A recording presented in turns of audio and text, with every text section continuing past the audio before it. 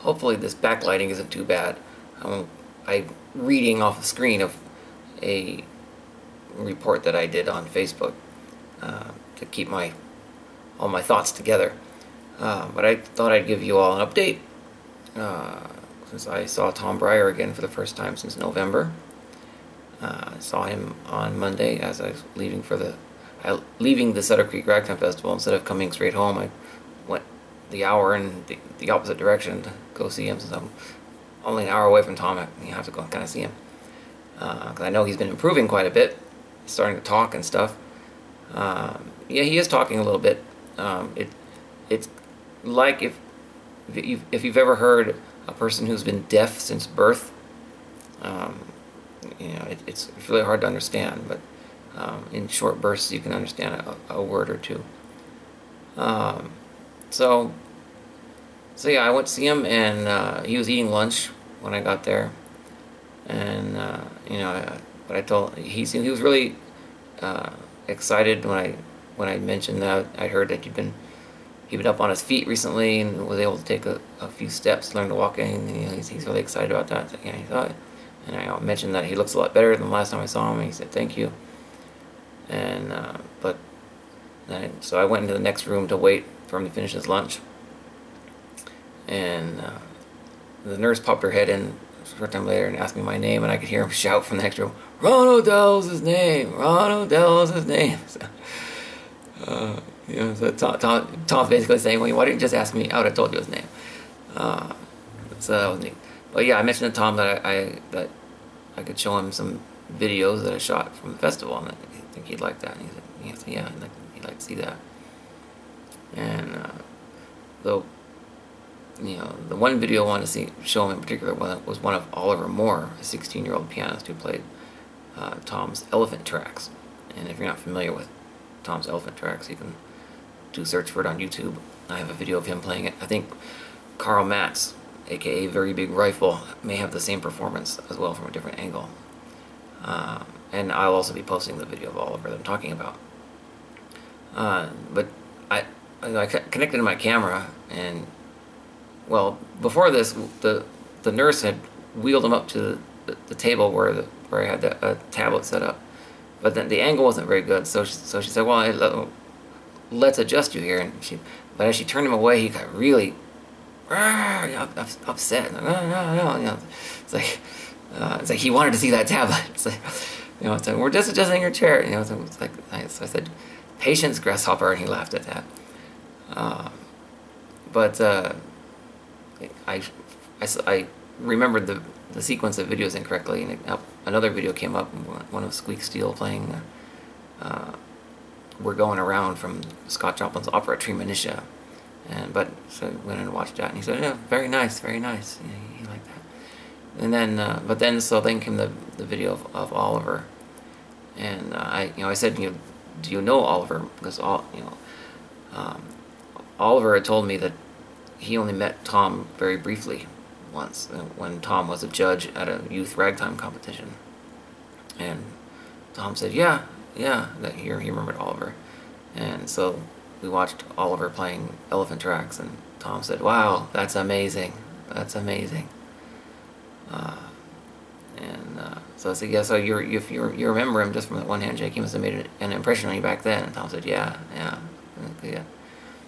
And so we watched a couple more videos. Like, showed a video of Michael Chisholm, it was on YouTube as Ragtimer95, playing with the Raspberry Jam Trio, part of the Raspberry Jam band that Tom used to play with. And I mentioned that Michael had once been called Tom in Training, and Tom recited him Tom in Training. Can I talk about that? And I said, "Well, Michael said, well, no, I could never become Tom. You can never become Tom's level." And then Tom said, he could, which is very Tom. Tom was always a sort of person who believed that anybody can do what he does, just gotta practice. And, you know, that's when people ask, "How do you do that?" You know, "Oh, just do it. I just practice."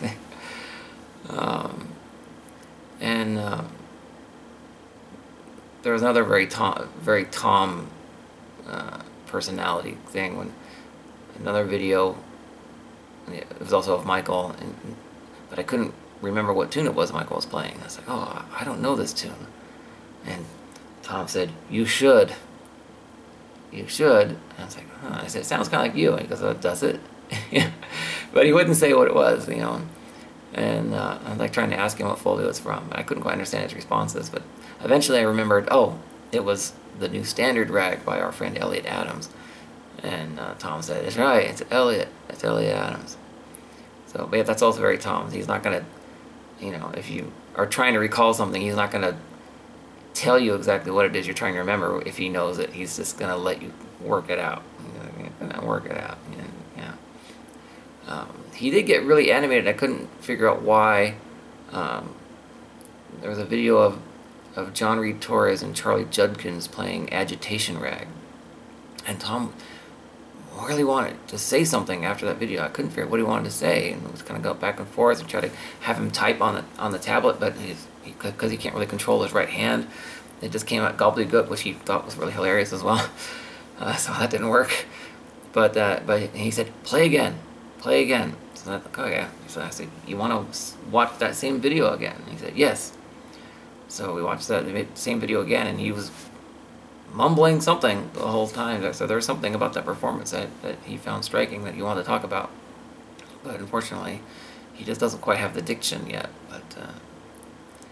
But anyway, you know, I heard all these stories that, you know, you have to keep your visits with Tom short because he gets really tired. So yeah, I asked him, are you tired? He says, no. It's like, you don't want to go back to your room? He says, no.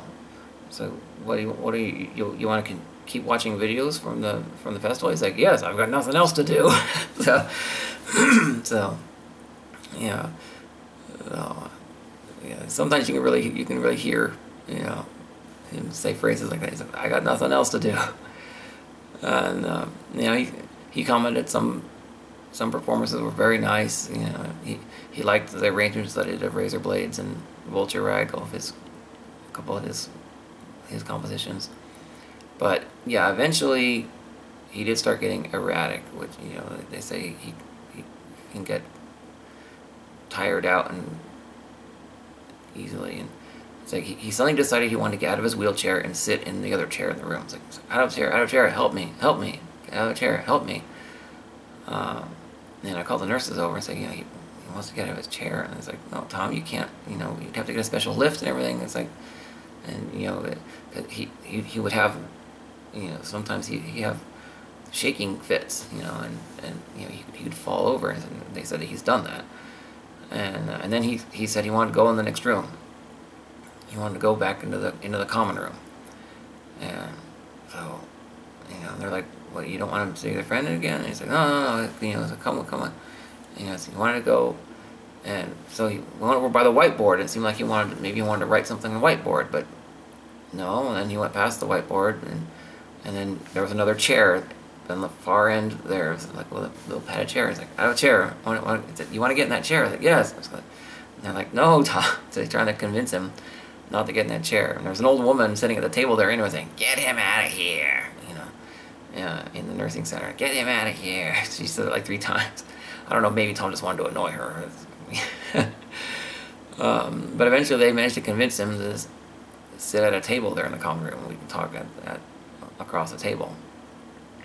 And so we continued talking there, and I told him how the Raspberry Jam Trio had played his Cleansing Cascade, and someone's talking on Facebook, and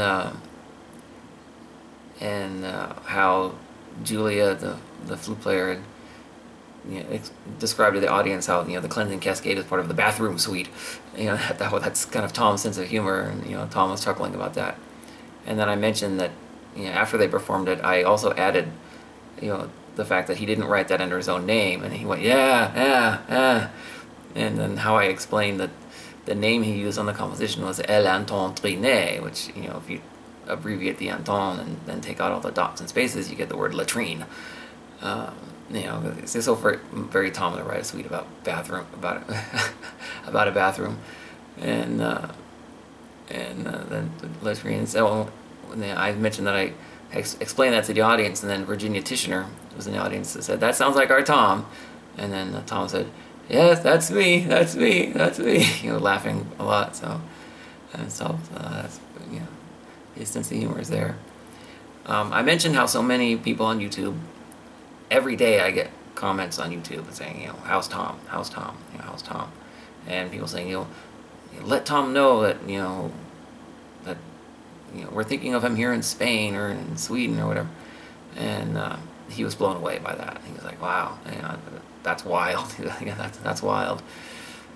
And he also thought it was really cool how, you know, when I did those unknown piano rolls, when I did that live stream, and that some of the tunes were like Irish folk songs that people in Ireland recognized, and he's like, "Wow, that's wild. That's really cool." He said, and I mentioned how at the festival, you know, people were commenting on the Vulture rag that I arranged last week, you know, a rare piece by Tom, and they're like, "Why hasn't Tom ever played that piece?" And Tom started to say, "Well," and I knew what he was saying. He's saying, "Well, you know, when you've written 200 some odd pieces, you can't possibly always play them all." And as soon as I said 200 some odd, he said 252. So he remembers how many compositions he has. It might have been 262 actually. I don't remember, but I think it was 252. And I said 252 and counting, and he quickly affirmed, "And counting, and counting." So I said 253 isn't far off then. He said, "That's right." So I told him, yeah. So I said, "Yeah, I'm sure you must have music going through your head that you want to write down." He said, "I do." So that's good to hear, that he does have music going through his head. He wants to write music down. So he does intend to keep composing, even if he's never able to play again, which we don't know. I mean, he's still making progress. I'm doubtful that he'll ever get full movement in his right side back, but we'll see. You know, so I mentioned, you know, that I wished I'd lived, you know, close to him so that I could visit and take musical notation. You know, if he wanted to write music. And then he really started talking a lot, but when he starts talking a lot, you can't understand anything he's trying to say. So I don't know if he was trying to say, you know, "Oh, yeah, let's start taking dictation and write music down right now," or if he was saying, you know, that yeah, I want to get better so I can, you know, write music myself. You know, because he was certainly excited about his physical therapy and getting better and doing things, and he wants to be at the West Coast Ragtime Festival in November. You know? So I don't know exactly what he was trying to say there. You know, I mentioned that, you know, he looked a lot better than when I saw him in November, and then I asked him, do you remember when a bunch of us visited you in November? And he seemed like he didn't say no, but he's like, no, I won't say it. It sounded like he said he didn't think so, which I'm not surprised, because he was only barely conscious then, as you remember from my last video from then. But so I recalled to him how, you know, we kind of knew that you were in there because of the way you reacted to Max's joke about him stealing your transcriptions, and that we got to kind of laugh at you. And says, yeah. So he said, yeah, it's good. But then he wanted to say he wanted to go to the restroom. He said, restroom.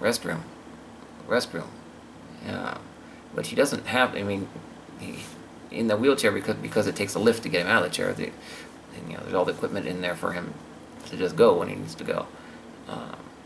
So the nurses are wondering why he wants to go to the restroom. It's kind of odd, but so he's clearly starting to act a bit erratic. So, you know, I knew it was time to kind of wrap it up. So I got all my motorcycle gear back on, because I ride motorcycle, and they had moved him into his room. And I came back later, and I, you know, just said goodbye and said, you know, keep giving us reasons to smile about your progress. And he's, you know, and I gave him a thumbs up, and he said, "Will do." And he, you know, tried to give a thumbs up, but he can't move his thumb yet. But he did use his right hand. I mean, he can use he could have done it with his left hand, but he tried with his right hand and held his hand up. So he's, you know, he's excited about getting better, and he's determined. I mentioned to him and the nurse that was with him, it's like, you know, big motorsports fan, and I was a motorsports journalist for almost 20 years, which many of you may not know. and certainly seen a lot of head injuries and severe injuries. And when drivers are determined to get back in that race car, they manage to recover, even when the doctors don't think they will. And so I say, as long as you're determined to get back to racing at that piano, you're gonna, you can do it. You can just keep at it. He's like, thank you. So he's determined. He's happy about it, and so he's certainly in good spirits. And we'll see how much more he progresses. But he's certainly progressed a long way since November, and he appreciates and is kind of surprised by how much attention that he still gets from all you out there on YouTube. So that's why I thought I'd sort of recite what I wrote here on Facebook for my friends, because I know there's a lot of you out there that want to know what's up with Tom and how he's doing. So he's doing better. He's getting there. Like I say, it's few words at a time you can kind of understand. He still can't quite move his right hand, but he's determined to get up and start walking again. And as long as he's determined, I think he will continue to recover considerably more than he is now, and be able to speak much better and move about much better. Again, I don't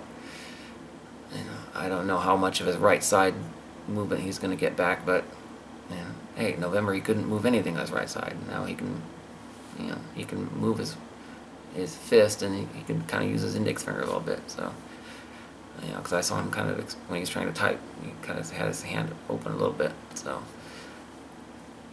it continues. It's going to be a long slog, but hopefully he'll continue to get better. All right, see you guys later.